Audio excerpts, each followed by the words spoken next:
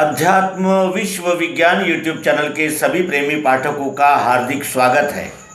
गुरु मंत्र मालिका से प्रस्तुत इस अंक में हमें एक महत्वपूर्ण जिज्ञासा का समाधान करना है और वो जिज्ञासा ये है कि इस देश में सैकड़ों विश्वविद्यालय है जो कृषि विषय की जानकारी, कृषि विषय का अभ्यास हमारे छात्रों को, हमारे युवाओं को कराते हैं। लाखों करोड़ों रुपए जो जनता के टैक्स से आते हैं वो इन पर खर्च होते हैं और फिर भी इस देश का कृषि, इस देश का किसान नकली बीज, नकली खाद और ये जिसे कहते हैं कि मृदा परीक्षण, मिट्टी के परीक्षण के बिना और अनेक प्रकार के संकटों को सहकर किसी तरह अपना यानी व्यवसाय, जो कृषि व्यवसाय है वो कर रहा है। उसे विश्वविद्यालयों के इस यानी जिसे कहते हैं कि अनुसंधान का कोई भी अनुभविक लाभ प्राप्त नहीं हो रहा है। ऐसा क्यों? ऐसा क्यों? कहाँ त्रुटि रह गई हमारी और क्यों ऐसा होता है? हमारे भारत देश में भौगोलिक यानी जिसे कहते हैं विविधता है। हर प्रांत का, हर प्रदेश का जो वातावरण है वो अलग है। वहाँ का रहनीमान अलग है, वहाँ का यानी जिसे कहते हैं कि यानी वातावरण जो है वो भिन्न भिन्न प्रकार का है। दक्षिण का अलग है तो पूर्व का अलग है, पश्चिम का अलग है तो उत्तर का अलग है। हर यानी प्रांत की, हर दिशा की मिट्टी का पोत, जिसे मिट्टी की क्वालिटी कहते हैं, वो अलग अलग है। उस मिट्टी को पोषक और उस मिट्टी को यानी उर्वरा बनाने के लिए किस प्रकार की उस पर यानी मिट्टी के ऊपर उपचार किया जाए और किस प्रकार के बीज वहाँ बोए जाएं जिससे कि अधिक से अधिक फसल हो। बढ़ती हुई लोक संख्या को अगर हमने यानी इस आधार पर विस्मृत कर दिया कि होगी ही फसल, तो ऐसा नहीं होता है। हाथ आई हुई फसल जब किसानों के हाथ से फिसलने लगती है तो फिर वो बैंकों के कर्जे में दबा हुआ किसान आत्महत्या का मार्ग स्वीकार कर लेता है और ये भी हमारी बहुत बड़ी यानी हार, एक बहुत बड़ा पराजय ही मानना होगा कि इतने यानी समृद्ध और प्रगतिशील कृषि विज्ञान को प्राप्त करने के बाद भी हमारा किसान, हमारा कृषक आत्महत्याएं करता है। नकली खाद, नकली बीज अनेक कंपनियां बेचकर अलग हो जाती है और काश्तकार इन्हीं नकली बीजों को बोकर अच्छी फसल का इंतज़ार करता रहता है।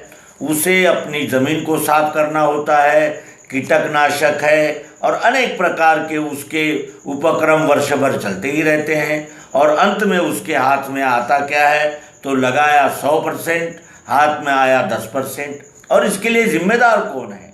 अगर हम विश्वविद्यालयों में एयर कंडीशन क्लासों में मैंने बच्चों को पढ़ा कर ही उन्हें पीएचडी और डॉक्टरेट बनाएंगे और कृषि संबंधी अगर उपाधियां ही बांटते रहेंगे तो उसका क्या लाभ है?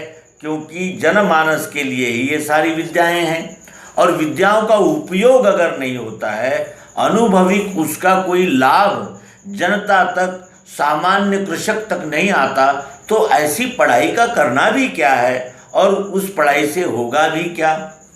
दूसरी बात यह है कि इतने विश्वविद्यालय है, हर प्रदेश में कृषि विश्वविद्यालय है, क्यों न उनकी एक मर्यादा यानी लगा दी जाती है कि इस जिले का विश्वविद्यालय इतने परिसर का मृदा सर्वेक्षण करेगा, मृदा परीक्षण करेगा और इन विभाग में जो ज़मीनें हैं उनमें कौन से उत्पादन योग्य रहेंगे, किस उत्पादन के लिए यानी जो वाणिज्यिक यानी वातावरण है वो उपयुक्त है, कौन सी फसल को अधिक से अधिक भाव मिल सकता है, कौन सी फसल अधिक से अधिक निरापद रीति से अधिक उत्पादन लिया जा सकता है, इस प्रकार का अनुसंधान अगर वो गांव-गांव में जाकर कृषि विश्वविद्यालय नहीं कर सकते, तो फिर इतना पैसा उन विश्वविद्यालयों में कृषि वैज्ञानिक निर्माण कर रहे हैं, इस भूमिका को लेकर क्यों खर्च किया जाता है? ये जनता का पैसा है, और अगर इस यानी पैसे का उपयोग जनमानस के कल्याण के लिए ही नहीं हो पा रहा है, तो उन विश्वविद्यालयों का महत्व क्या है और उसके पीछे इतना रुपया, इतना धन खर्चा करने का औचित्य भी क्या है? तो इसलिए इस अंक में केवल इतना ही कहा जा सकता है कि हमें ज्ञान तो चाहिए, लेकिन अनुभवी ज्ञान चाहिए। और इस यानी दृष्टि से हर विभाग में हम पिछड़ते ही चले जा रहे हैं। तत्व ज्ञान की किताबें तो बहुत हो रही है, यानी फिलॉसफी में पीएचडी करने, डॉक्टरेट करने वाले लोग हैं, लेकिन वो केवल मैंने पुराणों यानी अनेक धर्म ग्रंथों में और अनेक टीकाओं में क्या कहा है ये केवल पढ़ के ही समझ लेते हैं और याद करके यानी अपनी उत्तर पत्रिका लिख देते हैं, जिससे वो डिग्री प्राप्त कर लेते हैं। लेकिन व्यावहारिक दृष्टि से उन्हें क्या लाभ हुआ ये वो कभी बता नहीं पाते। इसलिए किताबों को कागजी कार्रवाई न बनाकर उसका अनुभवी ज्ञान अगर अनुभव के और प्रत्यक्ष उपयोग के धरातल पर हम कर सकें, तभी हमारे इन विश्वविद्यालयों का सार्थक है। और इन विश्वविद्यालयों पर हमने खर्च किया हुआ जनता के धन का वापसी इसी प्रकार से हम कर सकते हैं।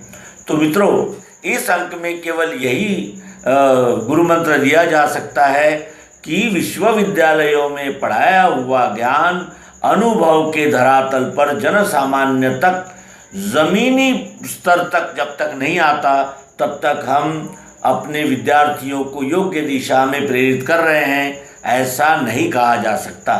मित्रों, गुरु मंत्र इस मालिका को आप जो प्रतिसाद दे रहे हैं उसका हम हार्दिक धन्यवाद व्यक्त करते हैं। और इसी तरह अपने यानी जिसे कहते हैं चिंतन मनन से आए हुए विचार हम आप तक साझा करते रहेंगे। आपके सहयोग और सहकार्य का हार्दिक धन्यवाद करते हुए इस अंक को समापन करेंगे। नर्मदे हर, सद्गुरु भगवान की जय।